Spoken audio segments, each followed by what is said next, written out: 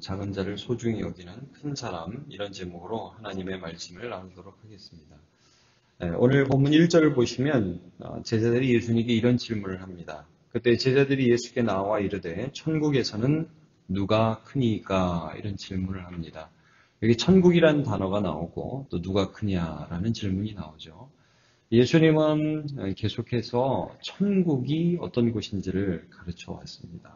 물론 시작하실 때, 이 공적인 사역을 처음 시작하실 때 회개하라, 천국이 가까이니라 말씀을 하여 주셨죠. 그리고 천국의 주인이 예수님이심을 계속해서 말씀해 주셨습니다. 그러면서 천국이 어떤 곳인지, 너희는 천국의 곳간의 양식을 또 거두어드리고 또 나누어주는 서기관이라는 말씀도 해주시고, 천국은 이런 곳이다. 13장에 보면 쭉 나오죠. 하나님 나라에 대한 소망을 계속 제자들에게 부어주셨습니다. 아마 이제 제자들이 천국에 대해서 정확하게 이해는 못했던 것 같아요. 이 세상에서 이루어질 하나님 나라, 그러니까 로마 제국을 이기고 자기들이 어떤 그 나라에서 중요한 위치를 차지하게 될 것을 늘 기대했던 것 같아요. 그래서 여러분 나중에 보면 야고보라는 사람의 엄마 와가지고 세베대 아들들 치맛바람을 엄마가 부리잖아요. 그래가지고 우리 아들들 나중에 예수님 득의 하시거든, 높은 자리에 올라가시거든 좌우편에 좀 앉혀주시면 안 되겠습니까? 이 사람들은 항상 어떤 생각을 했던 것 같으냐 하면 이 세상에서 높아지는 것들을 꿈꿨던 것 같아요. 예수님은 영원한 하나님의 나라, 예수님을 믿음으로 이루어지는 하나님의 나라에 대해서 말씀을 해주셨지만, 예수님이 죽으시고 부활하신 다음 성령 오신 다음에 그것들을 이해했지만 이때까지만 해도 이것들을 잘 이해하지 못했던 것 같습니다. 그래서 누가 크냐라는 질문을 예수님께 하고요. 또 실제로 그 다른 복음서, 마가복음이나 누가복음을 보면 제자들이 길을 가면서 다투었다 그럽니다. 누가 크냐 하는 주제를 가지고 다투었다. 야, 베드로가 낫냐 내가 낫냐, 요한이 낫냐 야고보가 낫냐 안드레가 낫냐 하면서 서로 누가 더 잘났느냐, 누가 더 높은 자리에 가기에 합당하냐 하는 싸움을 했던 것으로 보입니다.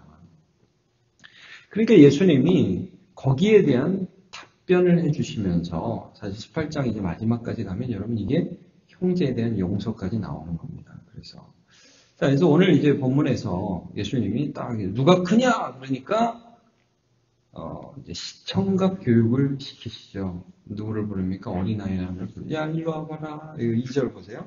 예수께서 한 어린아이를 불러 그들 가운데 세우시고, 애를 하나 딱 세우셨어요. 그리고 시청각 교육을 하십니다. 자, 3절 보세요. 이럴 때 진실로 너희에게 이르노니 너희가 돌이키라고 그랬어요. 너네가 살아가는 방식으로 살아가면 안 된다. 누가 더 커요? 누가 더 인정받아요? 이러한 삶의 방향과 이런 삶의 노력으로 살아가는 것이, 그것이 천국에서 인정받는 길이 아니다. 그런 삶에서 돌이켜서 너희가 도리어 큰 자가 되려 하지 말고 뭐가 되려 하라고 말씀하냐면 어린 아이들과 같이 되어라. 그렇지 않으면 천국에 못 들어간다.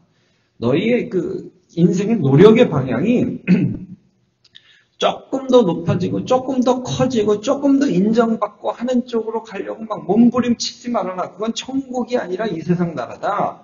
하나님 나라의 몸부림은 어떤 방향으로 되어야 하느냐? 돌이켜서 아이같이 되고 더 작아지려고 나를 치고 나를 부인하고 십자가를 지고 가는 방식이어야 한다. 이런 말씀을 해주고 있습니다. 이제 4절에는 이렇게 말씀하시죠. 누구든지 이 어린아이와 같이 자기를 낮추는 사람, 저는 아무것도 아닌데요. 여러분, 이게 본성을 거스른다고요. 나를 낮추는 것은 본성을 거스르는 것입니다. 나를 높이는 것은 내 본성, 옛 본성, 자기를 사랑하는 그 마음과 딱 맞아요. 자랑하는 마음, 이런 것들은 다 내 옛 본성, 죄된 본성에 맞습니다. 그렇게 살면 너네 죽는 거다. 그건 천국 백성이 살아가는 방식이 아니다. 오히려 자기를 낮추고 하나님 앞에서 내가 아무것도 아님을 알고 나보다 남을 낮게 여기는 삶이 천국 백성의 삶이다. 이렇게 말씀해 줍니다. 그래서 보면 자기를 낮추는 사람이 천국에서 큰 자니라는 말씀입니다. 베드로전서 5장 5절 젊은 자들아 이와 같이 장로들에게 순종하고 다소로 겸손으로 허리를 동이라. 하나님이 교만한 자를 대적하시되 겸손한 자들에게는 은혜를 주시니라. 이 나를 낮추기 위해서 몸부림치라는 말씀을 하고 있습니다. 여러분, 성령을 따라서 살아가면 성령께서 야, 너 높아져라 높아져라 높아져라 그러지 않으십니다. 세상에서 하는 대로 살아가라고 하지 않으십니다. 명예욕과 싸우고 물질욕과 싸우고 이 세상에서 나를 자랑하는 마음과 싸워서 날마다 예수 그리스도만 내 안에서 존귀하게 되기를 열망하는 인생을 살아가는 저와 여러분 되시기를 축복합니다. 자, 그러면 실제적으로 이렇게 나를 낮추는 삶이 무엇이냐 할 때 그 다음에 예수님 하신 말씀이 뭐냐면 연약하고 아무것도 아니고 작은 자를 영접하는 삶이 겸손한 삶이라고 말씀을 해줍니다. 실제적 겸손이 뭐냐? 쟤는 뭐 아무것도 나한테 해줄 게 없어. 쟤는 아무것도 아니야. 그런 사람이 옆에 있잖아요. 그러면 그 사람을 존귀하게 대해라. 이런 말씀을 해주는 겁니다. 이게 실제적 겸손이다. 겸손이라는 거는 세상에 힘이 센 사람, 나보다 많이 가진 사람, 권력 있는 사람 앞에서 예 이러면서 한없이 낮아지고 나보다 조금만 힘이 없으면 목소리 확 높아지면서 네가 말이야. 이렇게 가는 게 겸손이 아니라 실제적인 천국 백성의 겸손은 뭐냐? 내가 권세를 부릴 수도 있고 내가 함부로도 할 수 있고 저 사람 위에 내가 딱 있단 말이에요. 근데 그 사람을 소중하게 대하는 것이 실제적인 겸손이라는 것을 말씀해주고 있습니다. 자, 여기 보시죠. 6절에 어느 자를 믿는 이 작은 자 중 하나를 실족하게 하면 차라리 연자 맷돌이 그 목에 달려서 깊은 바다에 빠뜨려지는 것이 나으니라 말씀을 합니다. 작은 자라고 그러죠. 그를 실족하게 한다. 이 실족이 한국말로는 이제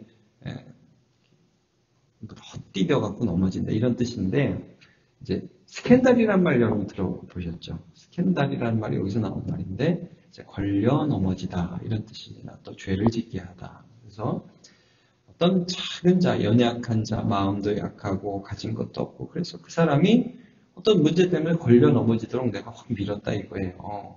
아무것도 아니니까 뭐 저 사람 뭐 마음에 실망해도 되고 뭐 죄지어도 되고 뭐 그냥 내가 함부로 해도 돼 신경 쓰기 싫어 이렇게 함부로 해가지고 그 사람이 걸려 넘어져서 죄짓게 되고 하나님으로부터 멀어지게 된다. 내가 그런 원인을 제공했다. 이게 지금 말씀하시는 이 문맥 속에서 말씀하시는 죄입니다. 여러분 지금 8절도 보세요. 만일 내 손이나 내 발이 너를 범죄하게 내버리라. 이 말씀은 내 손이나 내 발이 어떤 형제를 죄짓게 하고 걸려 넘어지게 하고 그런 짓을 하고 있다. 내가 내 손, 내 발, 내 입이 그러면 그거 찍어버려라 이런 말입니다. 그렇게 해갖고 형제 실족하게 하면 너만 천국에 들어갈 거로 착각하지 말아라 이런 말씀 지금 하시는 거죠. 네 눈이 범죄하게 되면 9절에 그러면 눈 빼버려라. 한 눈으로 영생 들어가는 게 더 낫다. 말씀은 아주 작은 자, 연약한 자를 실족하게 하는 죄를 범하지 말아라 이런 말씀입니다. 그거 안 범하려고 무지무지 애를 써야 된다. 그게 너희들의 천국 백성의 실제적인 겸손이다라고 말씀을 해주는 거죠. 그래서 10절에 오늘 본문의 마지막에 이렇게 나오죠. 삼가 이 작은 자 중에 하나라도 업신 여기지 말라요. 여러분 왜 싸우죠? 저 사람이 나보다 못하고 함부로 해도 된다고 생각하기 때문에 싸우는 겁니다. 우리가 이제 친하면 친할수록 더 싸울 수가 있는데 그런 마음의 배경이 있는 거죠. 물론 우리가 불의와 싸울 때도 있습니다. 그런 싸움도 있지만 그러나 여기서 지금 예수님 말씀하시는 것은 우리가 서로를 어떻게 대하고 있느냐 이런 부분이죠. 지금 제자들이 길을 가면서 내가 너보다 더 크거든? 내가 너보다 더 잘났거든? 이러면서 싸우고 있었거든요. 근데 그 싸움이 교만에서 온 것이고 그 싸움이 천국 백성의 태도가 아니라는 것을 말씀해 주고 있습니다. 그래서 여기 보시면 이런 말씀을 합니다. 어떻게 이 옆에 있는 사람이 소중하냐? 아무것도 아닌 것 같고 별것도 아닌 것 같은 사람이 어떻게 중요한 사람이냐를 마지막에 이렇게 말씀하죠. 자, 너희에게 말하노니 그들의 천사들. 그러니까 아무것도 아니고 이 세상에 볼 때는 정말 연약한 자, 힘없는 자, 약자인데 그들의 천사들. 그들을 돌보라고 하나님께서 보내신 그 천사들이 오늘도 하늘에 계신 내 아버지 얼굴을 항상 배옵느니라. 야, 하나님이 천사들도 그 한 사람 한 사람을 위해서 파송하셨어. 그래서 이제 수호 천사 개념이 여기 좀 나오는데 하나님께서 한 사람 한 사람에게 천사를 보내셨다 이런 말씀들을 이제 할 수 있죠. 그러니까 소중하다는 거예요. 한 사람은 소중하다. 내가 보기에 소중하지 않아도 하나님 앞에서는 굉장히 소중하다. 그리고 그렇기 때문에 그 사람을 소중히 대하는 것이 천국 백성의 겸손이라는 것을 말씀해 주고 있죠. 그러면 이거 마태복음 25장에서 이것을 어떻게 말씀합니까? 예수님께서 마지막 날 다시 오시는데 그 다시 오실 때 양과 염소를 가르는 것 같이 한다고 그랬어요. 양에게는 이렇게 말씀하시죠. 너네 고맙다. 내가 얽었을 때 너네가 입을 곳도 주고 감옥에 갇혔을 때 찾아와 주고 목마를 때 먹을 것도 주고 추릴 때 마실 것 먹을 것들을 너네가 나한테 줬다. 너무 고맙다. 의인들이 뭐라고 그래요? 양들이 의인들이 제가 그렇게 한 적이 없는데요. 지극히 작은 자 하나에게 한 것이 곧 내게 한 것이다. 그러면서 예수님께서 뭐라고 해요? 영원한 나라를 상속받으라. 천국을 상속받으라. 이렇게 말씀합니다. 여러분 우리가 예수를 믿습니다. 예수를 믿으면 나만 예수 믿어서 천국 가면 됩니다. 라고 생각하는 이 사고방식으로 살아가는 것이 천국 백성의 사고방식이 아닙니다. 하나님이 영원한 천국의 백성이 되었으니 하나님의 소중히 여기는 내 형제를 사랑하게 하여 주옵소서. 교회를 사랑하며 성도를 사랑하며 약한 자를 사랑하며 함께 서가는 것이 천국 백성이죠. 천국 백성은 함께 싸우는 게 천국 백성이 아닙니다. 오늘 이 부분을 말씀해 주고 있습니다. 여러분 하나님 나라의 큰 자는 작은 자를 소중히 여기는 사람입니다. 오늘도 그렇게 인정받아 하나님 나라의 큰 자로 살아가는 저와 여러분 되시길 축복합니다. 기도하겠습니다. 하나님, 오늘 제자들이 예수님 앞에 누가 천국에서 크냐고 물어보았을 때에 예수 그리스도께서 그들에게 어린 아이 같이 되라고 말씀해 주셨고 자기를 낮추라고 말씀해 주셨고 그리고 아주 작은 자 하나를 예수님 대하듯 대하라고 말씀해 주셨습니다. 이것이 천국의 생활 방식임을 말씀해 주셨습니다. 하나님, 이 세상을 살다 보니 우리보다 강한 자 앞에 굽신거려야 될 때도 있고 나보다 약한 자를 함부로 대할 때도 있는 것이 우리의 삶입니다. 이럴 때 하나님 우리에게 용기를 주시고 우리에게 하나님 예수 그리스도의 마음을 주셔서 나보다 남을 낮게 여기며 나의 일을 돌아볼 뿐더러 또한 다른 사람들의 일을 돌볼 수 있는 여유와 힘을 허락하여 주시옵소서. 우리가 참 자기중심적이지만 늘 나만을 사랑하며 살지 않고 주님을 섬기며 살아가는 주의 백성 되게 하여 주시옵소서. 겸손한 마음, 예수의 마음, 특히 작은 자 하나를 예수님 대하듯 대할 수 있는 마음을 허락하여 주옵소서. 예수님의 이름으로 기도하옵나이다.